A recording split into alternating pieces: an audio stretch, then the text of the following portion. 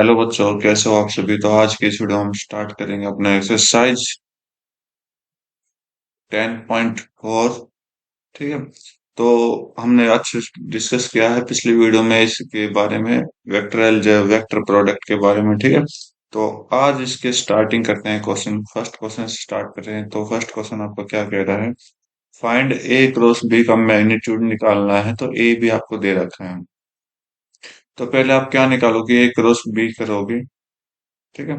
जो कि क्या देगा आपका? आई कैप, जे कैप, के कैप, यहाँ से 1। ए का पहले ए के लिखने हैं सारे। -7 7, फिर बी के 3 -2 2। बस सॉल्व कर दीजिए आई कैप। आई कैप के साथ वह डिटर्मिनेंट सॉल्व करिए। -7 × 2 करोगे। -7 × 2 14, 14 और +14 0 आ जाएगा यहाँ से। आगे देखोगे, जे कैप के साथ देखते हैं। 1 और 2, 1 2 3 2 21। 21 -2 करोगे तो आपके पास -19, -19 तो यहाँ से एक और बाहर माइनस का है तो +19 आ जाएगा। के के को देखोगे तो 1 -2 और +21 तो +19 से। तो ये आपका क्या है? दोनों का क्रॉस प्रोडक्ट आया है। ठीक है। अब हमें क्या निकालना है? इसका मैग्नीट्यूड निकालना है। तो मैग्नीट्यूड आपको पता होगा कि क्या होता है। Square root of scalar quantity square. तो 19 का स्क्वायर +19 स्क्वायर। आगे सोल्व करोगे तो इसको,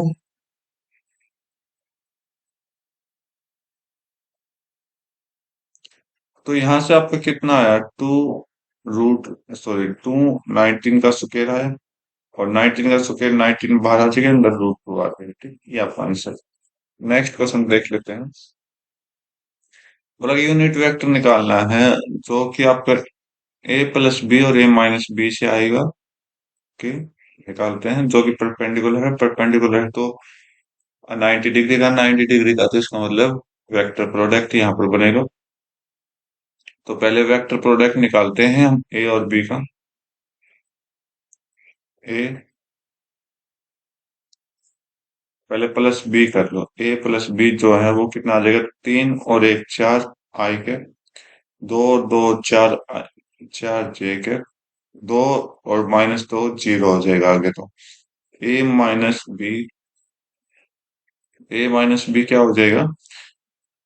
3 में से 1 गया 2 आई के, 2 में से 2 गया 0, और 2 + 2 करोगे तो 4 के। ठीक है। अब बोला कि कोई वेक्टर है, कोई वेक्टर है वो इनके परपेंडिकुलर है, इनका परपेंडिकुलर है, ये एक दूसरे के परपेंडिकुलर है। ठीक है। तो इसका मतलब परपेंडिकुलर तो हम क्या निकालेंगे? a+b क्रॉस कर देंगे a-b के साथ।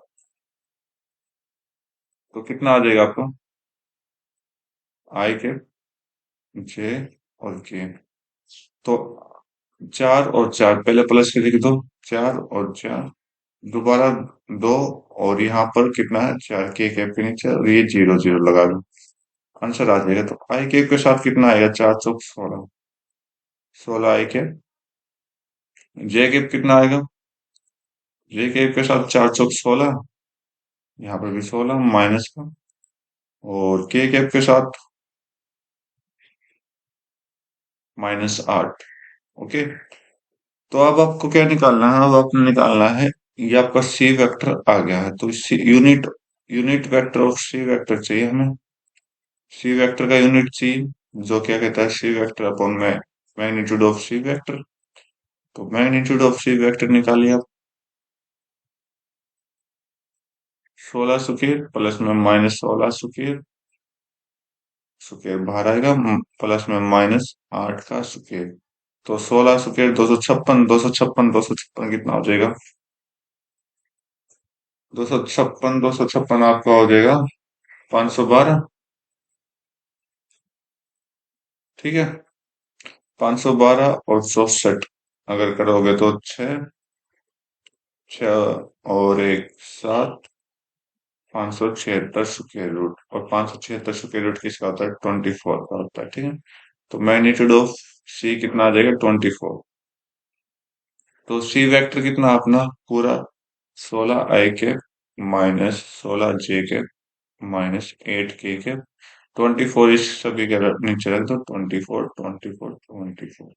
कट करोगे, 8 से कट करोगे, 2/3 i cap minus 2/3 j cap minus 1/3 k cap. ये आपका यूनिट वेक्टर आ गया, ठीक है। नेक्स्ट क्वेश्चन चेक करते हैं। बोला कि if a unit vector A make an angle with, okay, angle दे रहे हैं तो acute angle theta with K, okay, hence the component of A vector. तो यहाँ से आप चेक करिए क्या बोला है कि A vector make an angle with π/3 with I cap. तो आई कैप के वेक्टर, देखो scalar component of I vector यहाँ पर हम लिख लेते हैं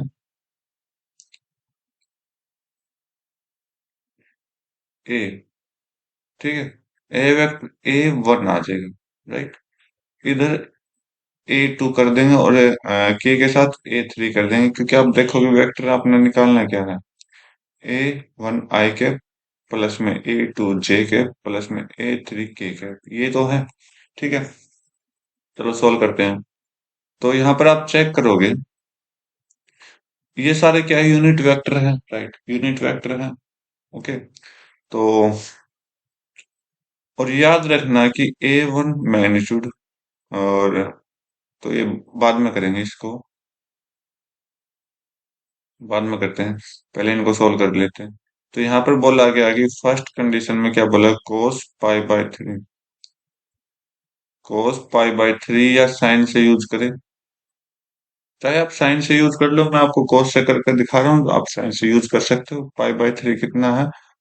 i कैप, आई कैप मतलब A1 divide by magnitude of a vector, ठीक है।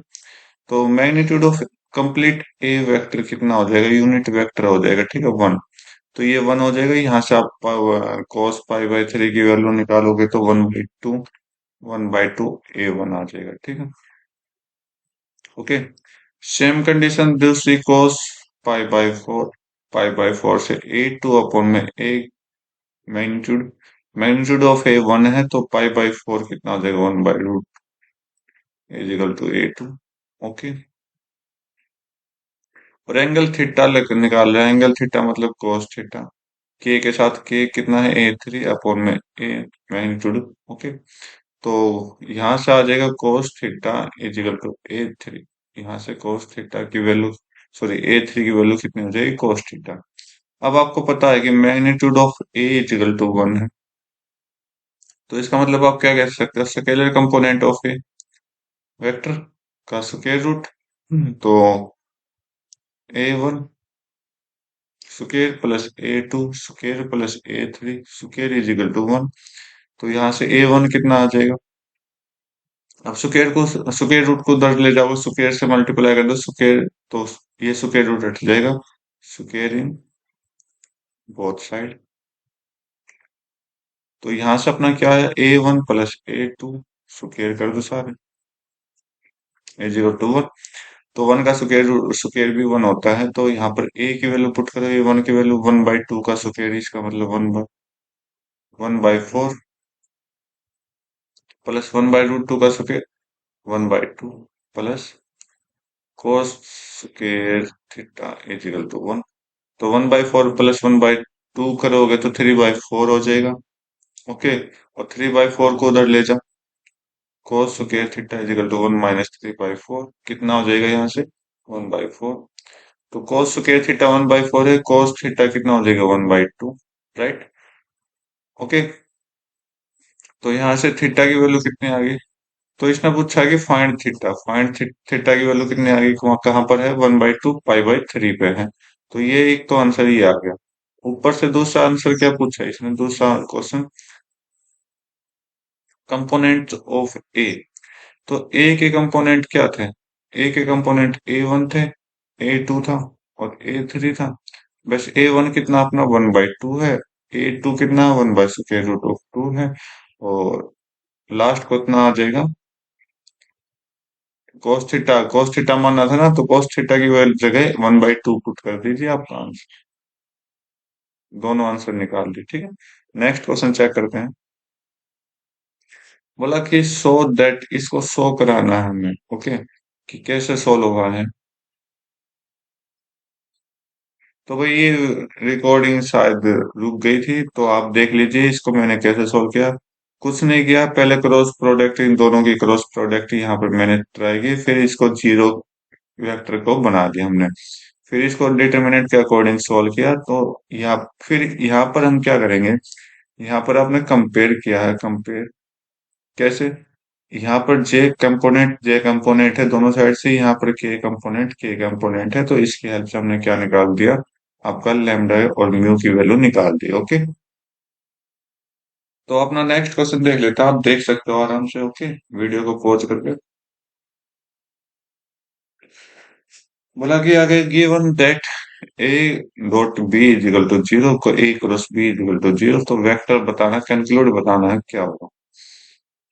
चलो बताते हैं भाई, इसके बारे में डिस्कस करते हैं थोड़ा। गिवन क्या दे रखा है, इज इक्वल टू जीरो, तो यहाँ पर डॉट प्रोडक्ट अगर जीरो हो तो डॉट प्रोडक्ट, इसका मतलब ये परपेंडिकुलर है एक दूसरे के। तो यहाँ पर हम क्या कह सकते हैं, ए परपेंडिकुलर टू बी, जब भी तो आया, जिसकी वैल्यू जीरो है, ओके। और इधर देख लेते हैं, इधर देखते हैं, तो A cross B is equal to zero, अगर क्रॉस में है तो इसका मतलब ये भी परपेंडिकुलर है, सॉरी पैरेलल है। तो यहाँ पर हम क्या कह सकते हैं, ए पैरेलल टू बी, जो कि जीरो वैल्यू दे रहा है। तो इधर आप चेक करोगे तो या तो इधर मैग्नीट्यूड ऑफ ए जीरो होगा, या फिर मैग्नीट्यूड ऑफ बी क्या होगा, जीरो होगा। सेम इधर magnitude of A is equal to zero, और magnitude of B is equal to zero, right. लेकिन आप एक चीज देखोगे कि ये दोनों या तो परपेंडिकुलर हो सकते हैं या फिर पैरेलल हो सकते हैं, ठीक है। या तो परपेंडिकुलर हो सकते हैं या पैरेलल हो सकते हैं, इसके अलावा कुछ नहीं हो सकता। और अगर दोनों चीज आ गई तो इसका मतलब हम क्या कह सकते हैं, कुछ भी नहीं है। तो but but a vector and b vector are not perpendicular और पैरेलल, ना ये परपेंडिकुलर है ना पैरेलल है, अगर दोनों कंडीशन है तो, ओके। तो बस आपने ये कंक्लूजन देना है। नेक्स्ट देख लेते हैं, तो लेट ए बी सी दे रखा वेक्टर, और देन सो दैट करना है कि इसको प्रूव करना हो, कि करते हैं। तो थोड़ा लेंथी क्वेश्चन बनेगा, तो ध्यान से देखना है इसको अच्छे से। ए सो दैट ए क्रॉस, हमें स्टार्टिंग कहाँ से करनी है, ए क्रॉस बी प्लस सी से। तो इसका मतलब ये क्या हो जाएगा, मैग्नीट्यूड ऑफ आई जे के, और ए वेक्टर मतलब ए 1, बी ए 2, ए 3, और बी और सी की मल्टी, सॉरी प्लस करना, तो B1 + C1, B2 + C2, B3 + C3, ठीक है। करवाइए सोल्व। तो आई कैप जो आएगा, आई कैप आई कैप जो आएगा A2 × B3 + C3 minus A3 B2 + C2, ये आपका आई कैप बना देगा, ओके।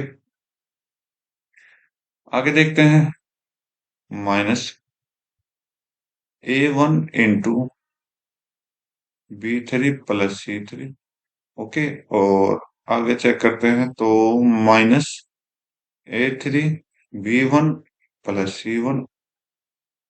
थोड़ा लेंथी क्वेश्चन है, तो इसको अच्छे से सॉल्व करना पड़ेगा अपन को, के। और आगे सॉल्व करेंगे तो प्लस में के कैप के लिए उठाते हैं, तो A1 × B2 + C2 minus A2 B1 + C1, और ये आपका के कैप, ठीक है। सोल्व करिए इसको। सभी के साथ माइनस प्लस कर दीजिए, ठीक है। A2B3, A2B3, राइट, प्लस में A2C3। ओके।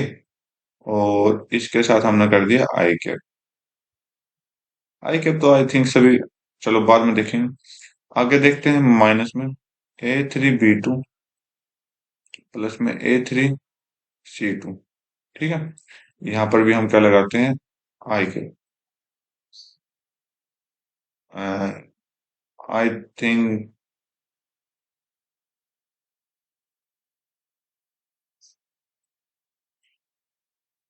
तो हम क्या करते हैं, माइनस को भी ब्रैकेट में ले लेते हैं यहाँ पर।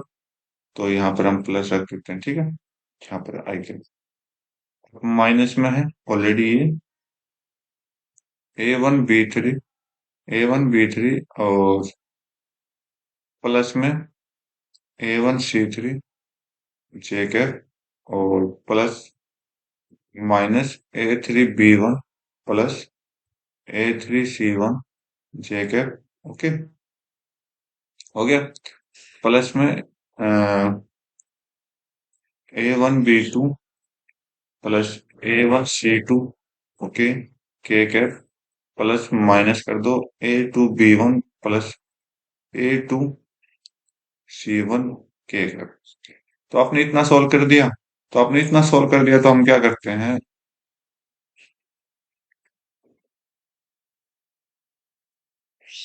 तो आप यहाँ पर देखोगे कुछ अलग अलग चीजें हमने उठानी है यहाँ से। कलर चेंज कर लेता हूँ। तो आप देखोगे कि यहाँ पर A2B3, A2C3, मतलब आई कैप के साथ क्या है, A2B3। ठीक है। तो और आई कैप के साथ क्या है, अगर आप अलग अलग चेक करोगे तो ये क्या है, ये चेक करिए, ये चेक करिए, ए क्रॉस बी, ये चेक करिए, ए क्रॉस सी। कुछ इस तरह से आप अरेंज करोगे तो आपके पास ये चीज आ जाएगी, ठीक है। या फिर अच्छे से सॉल्व करना है तो अच्छे से सॉल्व करेंगे। ओके। तो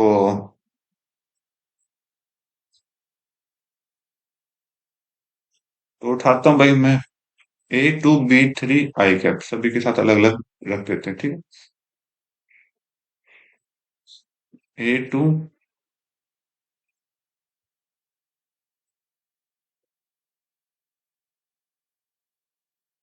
A2B3 आई कैप प्लस में, ये तो भाई उठाना पड़ेगा, सारा कॉपी पेस्ट करना पड़ेगा।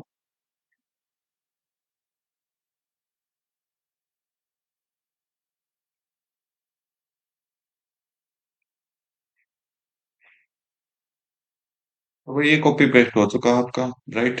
तो अब इसको सॉल्व करना है बस आपने। अच्छा से सॉल्व करेंगे तो ध्यान से देखना है इसको। तो आप देखोगे फर्स्ट लाइन से A2B3 आई के, जितने भी A2B3 ना उसको निकालो। A2B3, बस यही है।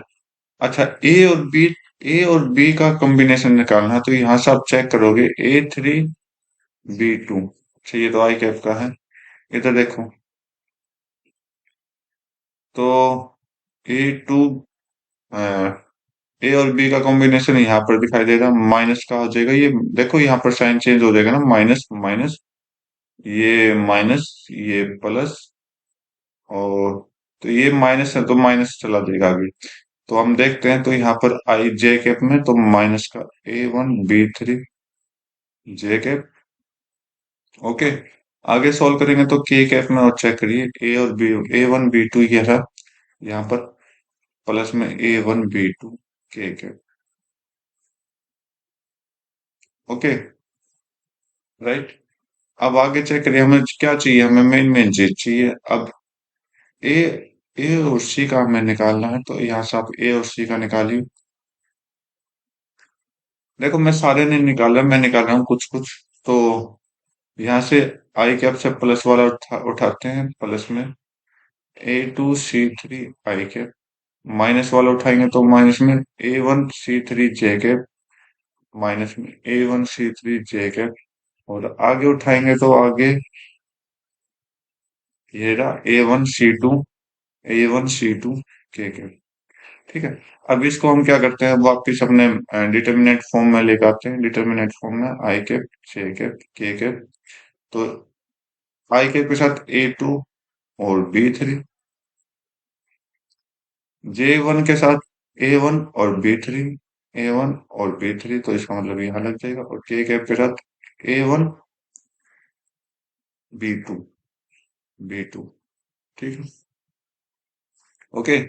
अब क्या रह गया, आई आई का रह गया ना, आई का यहाँ से देखोगे तो A2 C, सॉरी, आई का आप कहाँ देखोगे, B3, ये रहा A3 B2, क्रॉस करोगे ना तो A3 B2 आ जाएगा।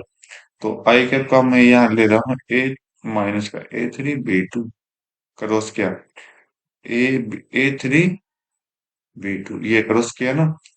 ओके। यहाँ पर मैं प्लस लूंगा, प्लस का A3 B1, A3 B1, A3 B1 यहाँ से आ गया। और यहाँ पर हम माइनस का लेंगे क्योंकि साइन चेंज होते रहते हैं, अगर आप अच्छे से डिटर्मिनेंट पढ़ा रहे हो तो। माइनस का A2 B1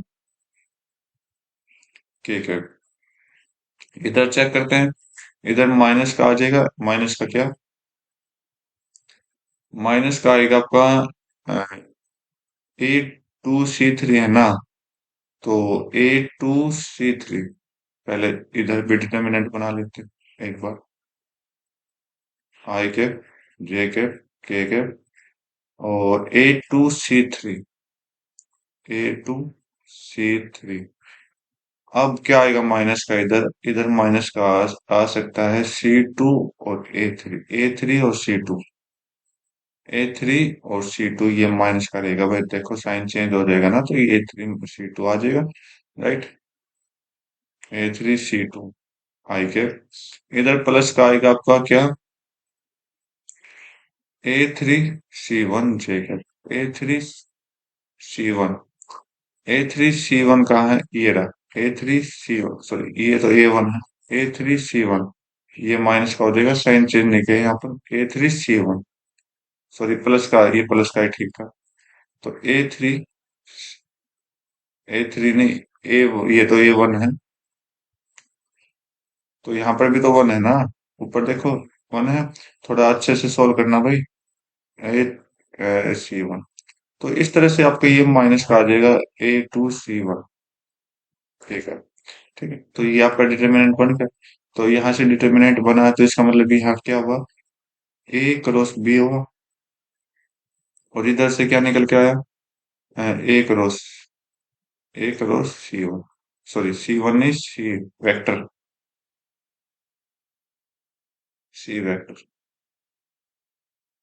ठीक है। तो आपका ये क्या आया, हैंस प्रूव, हैंस प्रूव। ठीक है। थोड़ा लेंथी क्वेश्चन, तो अच्छे से समझना और अच्छे से सॉल्व करना। ठीक है, नेक्स्ट क्वेश्चन देखते हैं। बोला कि इधर ए वेक्टर और बी वेक्टर जीरो है, ए क्रॉस बी जीरो, तो is the converse true, justify your answer. तो भाई ये क्वेश्चन अपने आप सॉल्व करना, डू योर सेल्फ, मैं जस्ट हिंट दे रहा हूँ। ये क्वेश्चन अपने आप सॉल्व करना, डू योर सेल्फ। ठीक है। हिंट के रूप में आप ए वेक्टर मान लीजिए कुछ भी, 2i कैप+3j कैप+4k कैप, और बी वेक्टर भी मान लीजिए कुछ भी। तो कुछ तो क्या मानना है, तो हमें कुछ ऐसा मानना है जो जीरो लेकर आए। ठीक है। जीरो लेकर आए तो हम क्या मानते हैं, तो आप देखोगे जीरो लाने के लिए आपने क्या पढ़ा होगा कि इक्वेशन में कि अ, इनका मल्टीपल माना चाहिए, तो मल्टीपल ले लो। तो चार का, दो का डबल कर दो, 4i कैप प्लस में 6j cap plus 8k cap. तो यहाँ से आप सॉल्व करोगे तो ये तो परपेंडिकुलर हो गया, तो यहाँ से सॉल्व करोगे तो ए क्रॉस बी की वैल्यू जीरो आनी चाहिए। बस पुट कर दो, और फिर आंसर, ये एग्जांपल दे दिया आपने, और आंसर निकालेगा तो लास्ट में मैग्नीट्यूड ऑफ ए जो आएगा, मैग्नीट्यूड ऑफ ए कितना आ गया, चार, दो का स्क्वायर चार, तीन का स्क्वायर नौ, चार का स्क्वायर 16, 25 और 4 √29 does not is equal to zero. ये दे दिया बस। स्क्वायर मैग्नीट्यूड ऑफ बी कितना आ जाएगा, 16 + 36 कितना हो गया आपका, सॉरी, पहले हम क्या करते हैं, 36 + 8 100, 100 और 16 116 आ जाएगा। यहाँ पर does not is equal to 0। ये आपने प्रॉपर तरीके से सोल्व करना है, ठीक है। नेक्स्ट क्वेश्चन चेक कर लेते हैं। बोला कि एरिया ऑफ ट्रायंगल निकालना है, तो एरिया ऑफ ट्रायंगल के लिए हम क्या करते हैं, कोई परफेक्ट पॉइंट तो दे नहीं रखा, तो एरिया ऑफ ट्रायंगल का आपको फॉर्मूला याद होगा कि 1/2, 1/2 a b vector multiply b c vector का क्रॉस प्रोडक्ट करना, और इसका 1/, मैग्नीट्यूड निकाल के 1/2 से करना है। तो हम सोल्व करेंगे धीरे धीरे। तो ए बी क्या हो जाएगा, बी में से ए के पॉइंट को माइनस करना, 2 - 1 आई के, 3 - 1 + 2 जे के, और 5 - 2 + 3 के ठीक है। बी सी का क्या हो जाएगा, 1 - 2 - 1 आई के, और 5 - 3 - सॉरी +2 जे के, 5 - 5 0, ठीक है। तो यहाँ से ये आ गया, तो अब इन दोनों का क्रॉस प्रोडक्ट आप सोल्व करिए। क्रॉस प्रोडक्ट कितना आ जाएगा, आई कैप जे कैप के कैप, 1 2 3 -1 2 0, ठीक है। तो सॉल्व करिए। आई कैप कितना आ जाएगा, 2 0 -6 आई कैप। जे कैप देखते हैं, 1 0 -3 +3 और -3 यहाँ पर आ जाएगा। के कैप देखते हैं, 1 2 और +2 कितना आ जाएगा, 4 के कैप +1। अब इसका मैग्नीट्यूड हमें निकालना है। तो magnitude of a b vector cross b c vector, ठीक है, मैग्नीट्यूड निकालिए। क्या आ जाएगा, -6 का स्क्वायर +-3 का स्क्वायर +4 स्क्वायर, ठीक है। कितना आ जाएगा यहाँ से, 36, 36 और 9, 36 और 9 कितना हो जाएगा, 45 और 4, 45 और 16 61 हो जाएगा, √61, ठीक है। तो ये तो क्रॉस प्रोडक्ट है, तो यहाँ से अपना आंसर क्या है, 1/2 इंटू √61। तो यहाँ से सोल्व करो, √61 / 2 यूनिट इसके आंसर, ठीक है। एरिया पूछा तो यूनिट स्क्वायर लगाएंगे, ओके। नेक्स्ट क्वेश्चन चेक कर लेते हैं। एरिया ऑफ पैरेललोग्राम बताना, तो आप जानते हो एरिया ऑफ पैरेललोग्राम आपका क्या होता है, ए क्रॉस बी का मैग्नीट्यूड होता है। तो पहले हम ए क्रॉस बी निकालेंगे, ठीक है। तो ये अपने आप सोल्व करोगे, डू योर सेल्फ, ओके। आगे देखते हैं। तो ये let the vector A B such that magnitude of A and magnitude of B इतना है, तो A cross B is unit vector. तो एंगल फाइंड आउट करना है अपने इन दोनों के बीच में। तो एंगल फाइंड आउट करना, तो आपने फॉर्मूला देखा होगा, स्टार्टिंग में फॉर्मूला हमने किया था जो,